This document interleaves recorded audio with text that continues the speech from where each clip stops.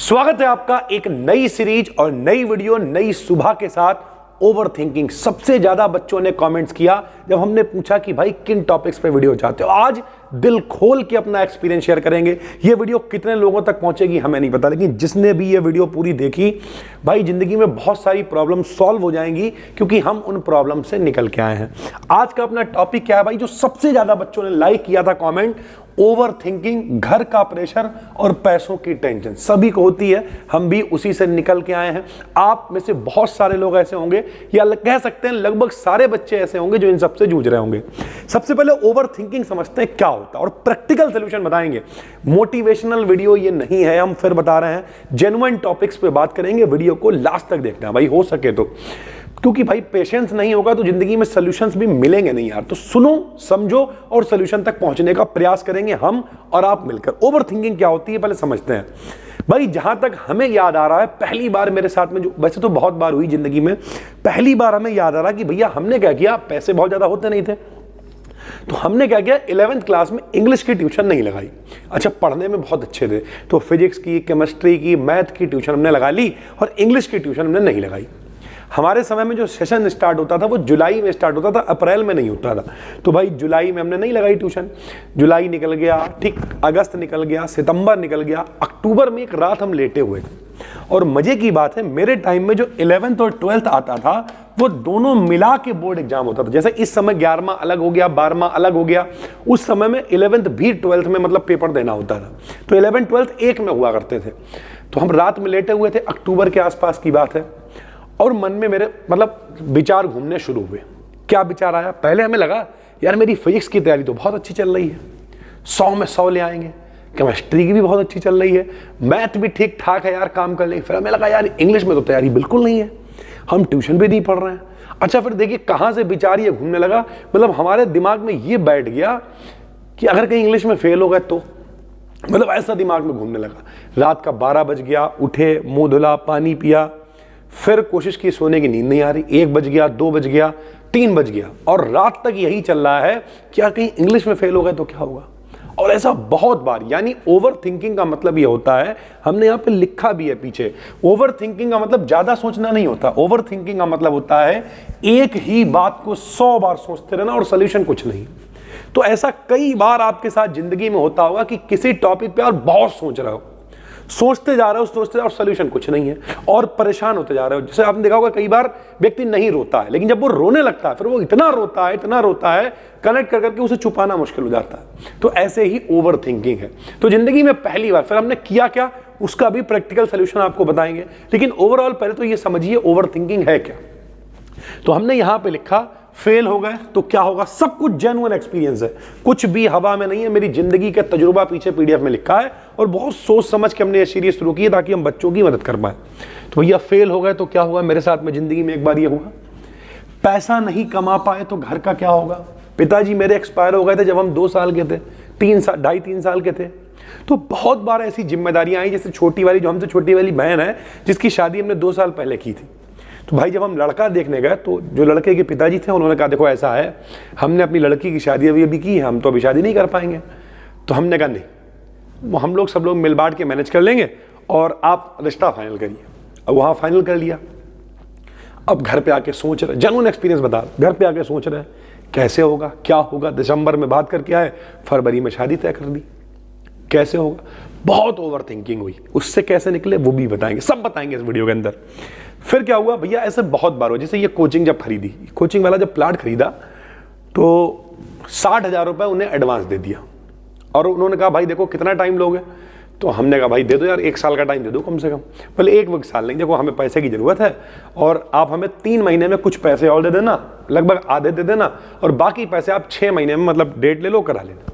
अब 6 महीने का टाइम ले लिया, अच्छा खासा अमाउंट देना है, वादा कर लिया, और उसके बाद अब दिन रात सोच रहे कैसे करेंगे, क्या करेंगे। लेकिन बाद में कोचिंग भी बनी, कोचिंग के बाद पड़ोस में घर भी बना, उसकी बिटिया की शादी भी हुई, ओवरऑल हम इंग्लिश में पास भी हुए। कैसे हुए यही तो आपको बताना है कि ओवर थिंकिंग को टैकल कैसे करेंगे। देखो ये एक नंबर, एक तो एज गेम है। आज हम इस एज में खड़े हैं तो हम उससे गुजर के आए हैं, इसलिए आपको ये बता रहे हैं। जैसे हम जब 15 साल के थे तो हमें टोपा लगाना बहुत बुरा लगता था, फिर जब हम 24-25 साल के हुए तो टोपा वोपा तो लगाने के लिए स्वेटर वेटर ज्यादा लादना बेकार लगता था। आज 30 साल में भैया जब भी कभी जाते टोपा वोपा लगा के बिल्कुल व्यवस्थित होकर जाते, तब काम आगे बढ़ाते। तो एज फैक्टर है, हम आपसे बड़े भाई समझ लीजिए, जो भी समझ लीजिए, तो बहुत सारा एक्सपीरियंस शेयर करने वाले। तो आप ये समझ गए होंगे कि लोग क्या कहेंगे, हमसे ही क्यों नहीं हो रहा, मेरे साथ में ये क्यों होता। इस तरीके के बहुत सारे सवाल दिमाग में चलते हैं, क्या हम कर पाएंगे कि नहीं कर पाएंगे। तो ये हमने सब लिखा हुआ, ये मेरे साथ जिंदगी में हुआ है। सॉल्यूशन कुछ नहीं उस समय होता है, दिमाग पे घूमने लगता है, पागलपन सवाल होने लगता है। तो भैया इसी को हम लोग ओवर थिंकिंग कहते हैं। और मजे की बात, हम ये सब किसी से कह नहीं सकते, क्योंकि हमारी जो मम्मी है वो बहुत सीधी है, और आपके सभी की मम्मी सीधी होती है यार। अब पिताजी एक्सपायर हैं, अगर हम मम्मी के सामने रोए बैठ के तो मम्मी और रोएंगी, वो और दुखी होंगी। तो एज ए लड़का एज ए लड़की आपके ऊपर और जिम्मेदारी, आप घर वालों से भी नहीं कह सकते हो। ये हमारे समाज ने बना रखा माहौल कि कह भी नहीं सकते किसी से। तो फिर क्या करेंगे भाई, तो ये ओवर थिंकिंग है कि दिमाग में चल रहा है पर किसी से कह नहीं सकते, पहली दिक्कत है। दूसरी दिक्कत इसी से कनेक्टेड है, घर का प्रेशर। घर वाले बहुत ज्यादा उम्मीद कर लेते हैं। पिताजी को लगता है कि बच्चा 12th पास हो गया, जबकि 12th पास हो गया कुछ नहीं हुआ है, लेकिन पिताजी को लग रहा है बच्चा 12th पास हो गया अभी मेरी मदद करेगा। एक्सपेक्टेशन आ रही है कि भैया ये बड़ा होकर मेरी गरीबी दूर करेगा, बहन की शादी होगी उसमें मदद करेगा। जिम्मेदारियां बढ़ रही।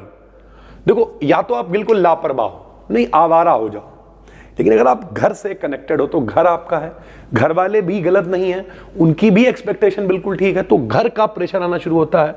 घर की जिम्मेदारी तुम्हारी है। उनके लड़के को देखो वो कहां पहुंच गया, तुम अभी 25 साल के हो गए हो कुछ नहीं कर पा रहे हो, या तुम 20 साल के हो गए हो कुछ नहीं कर पा रहे हो। उनका लड़का देखो सुबह सुबह जाता है, काम भी करता है, पढ़ाई भी कर रहा है। इस तरीके की बहुत सारी बातें, घर से भी प्रेशर आना शुरू हो चुका होगा या आ रहा हो। कई बार घर वाले कहते होंगे कुछ नहीं कर सकते तो ट्यूशन ही पढ़ा लो। ऐसा बहुत सारा प्रेशर भी कई लोगों के ऊपर आता है। तो ओवर थिंकिंग हो गया, घर का प्रेशर हो गया। तीसरा, पैसों की टेंशन। सबसे बड़ी दिक्कत है पैसों की। मेरे पास यहां ऑफलाइन में हजारों बच्चा पढ़ने आता है, और हजारों में से शायद 1 या 2, हम बहुत सोच समझ के बात कर रहे हैं, 1 या 2 बच्चा ही ऐसा होता है जिसके पिताजी कहते नहीं सर जी हम फीस पूरी देंगे। बाकी लगभग हर आदमी परेशान है। और ऐसा नहीं वो झूठ बोल रहा, वो परेशान ही है। 2 महीने की फीस हो गई, 5 महीने की, अभी यहाँ लिस्ट रखी हुई है मेरे सामने। इस महीने जब बैच बंद किया तो देखा लगभग 50-60 हज़ार तो फीस बची हुई थी लोगों की। लेकिन हमने कहा चलो ठीक है, उन्हें देना होता तो वो दे गए होते। तो लोगों के पास फीस नहीं है। यहाँ पे हमने लिखा है भाई फीस की दिक्कत है, मोबाइल का रिचार्ज नहीं हो पा रहा है। जो हमारे यहाँ बर्तन वगैरह धुलने आती हैं, मतलब पूरा सम्मान के साथ में कह रहे हैं, वो कई बार कहती हैं कि भैया रिचार्ज ही नहीं हो पाता।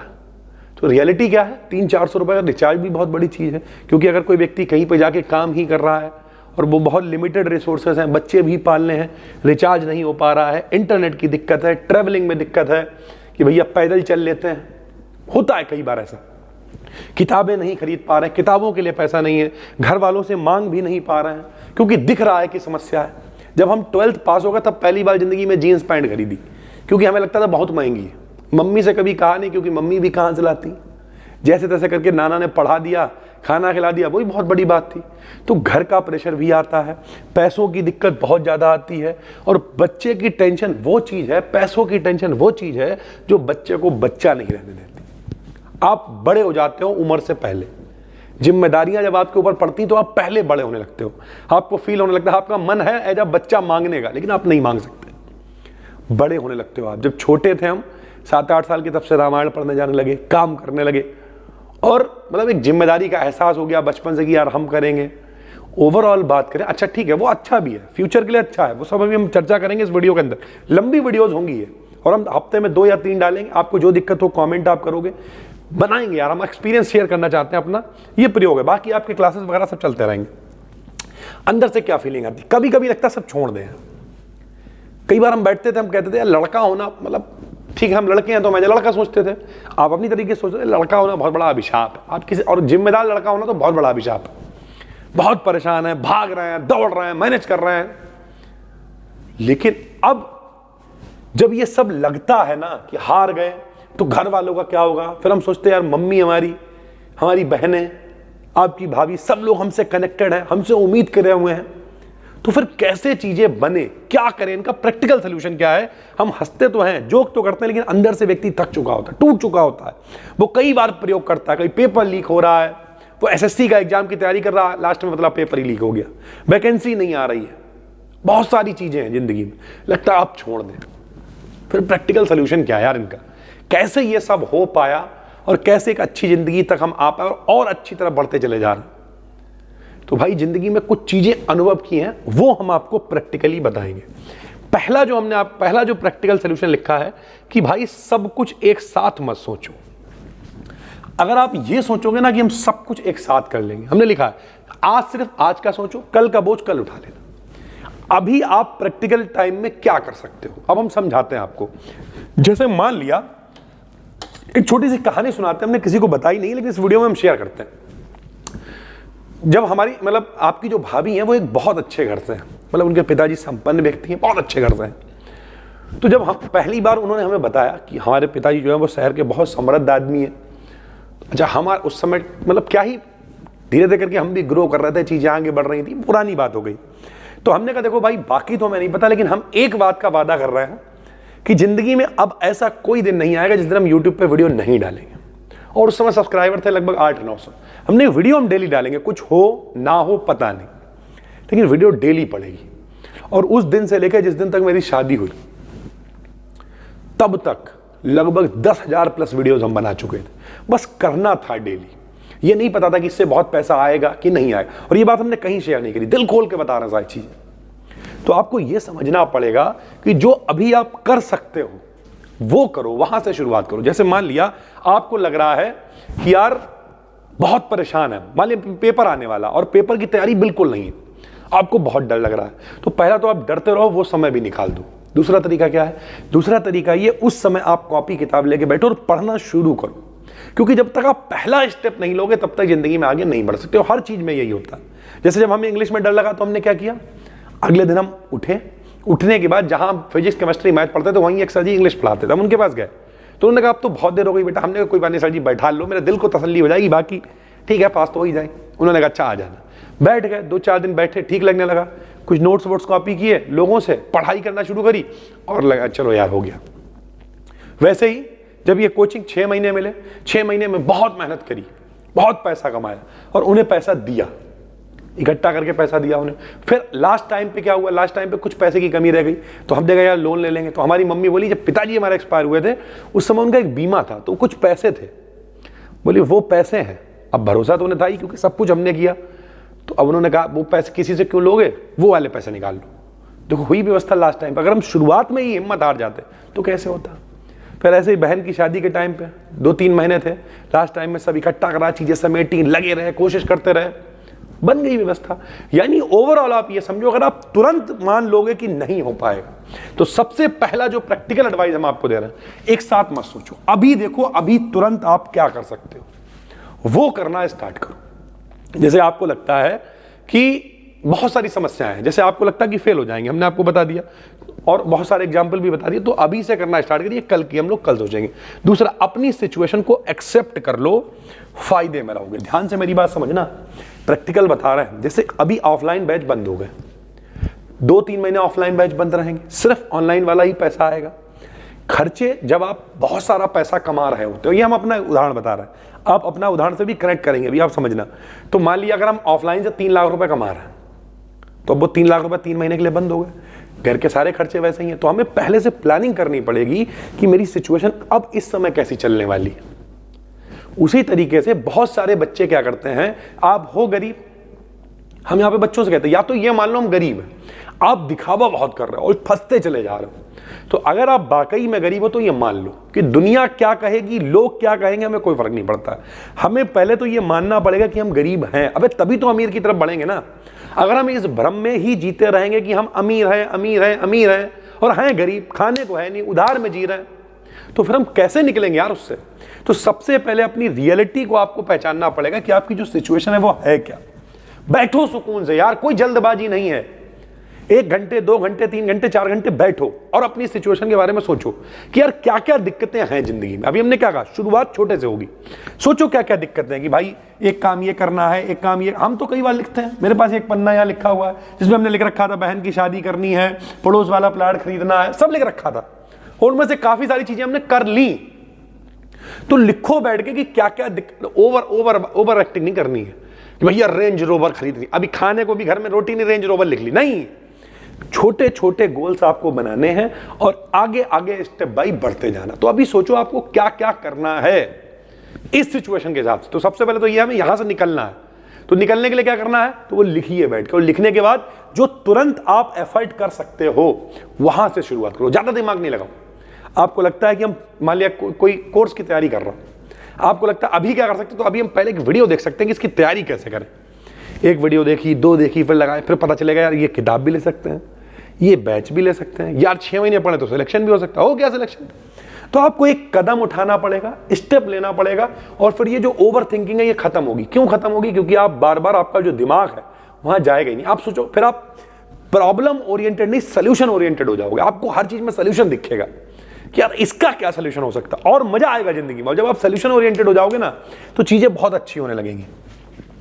एक चीज पे फोकस करो। लोग क्या करते हैं, 10 चीजों पे फोकस करते हैं। जैसे इस समय अपने पास ऑडियंस है, सारी चीजें हैं, तो हम अपना अनुभव भी शेयर कर रहे हैं। ठीक, हमने एक जूलॉजी वाला चैनल बना लिया, फिर उस पर, लेकिन है वो सब बीएससी ओरिएंटेड ही। हम यहाँ ऑफलाइन में 12th पढ़ाते थे, बीएससी पढ़ाते थे, वही हम यहाँ पढ़ा रहे हैं। सिर्फ हम आपको बताते हैं हम क्या करते थे। पहले हमने भैया गाना भी गाया, पढ़ाया भी, मेडिकल पे भी काम किया, सब किया।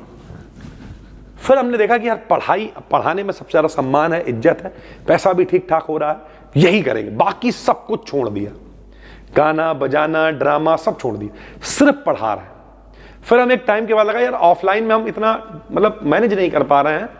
बीएससी वाला बच्चा आता है, 30-35 बच्चा बैठता है और वो पढ़ने में इंटरेस्टेड नहीं है। हमने कहा नहीं, सिर्फ ऑनलाइन पढ़ाएंगे, 12th तक ही पढ़ाएंगे, बंद कर दिया। यानी आपको एक चीज पे फोकस करना पड़ेगा। तो फोकस करिए कि आपको चाहिए क्या। अगर आप बार बार नहीं 10 नावों पे पैर रखोगे नहीं चलेगा। तो डिसाइड करो बैठ के कि अभी हमें क्या करना है, और उसके पीछे बिल्कुल दीवानों की तरह पड़ जाओ। फिर खुद को कम मत समझो भाई। अगर आपको यह लग रहा है कि भाई हम नहीं कर पाएंगे, तो मतलब हमने जिंदगी में जो भी अचीव किया हम अपने तजुर्बे से बता रहे हैं। जितने भी लोग कामयाबी से हम मिले, जितने भी कामयाब लोगों से मिले, ऐसे ऐसे लोगों से मिले जो महीने में 1-1, 2-2, 5-5 करोड़ रुपए कमाते हैं, सबकी शुरुआत जीरो से हुई है। सबकी खूब रगड़म पट्टी, खूब रगड़े हैं वो, खूब घिसे हैं भाई वो, तब जाके वो कहीं पहुंचे। तो खुद को ये मत समझो हम नहीं कर पाएंगे। आज स्ट्रगल करोगे, कल कामयाबी मिलेगी। वो कहते नहीं है, जो संघर्ष करेगा वो राजा बनेगा।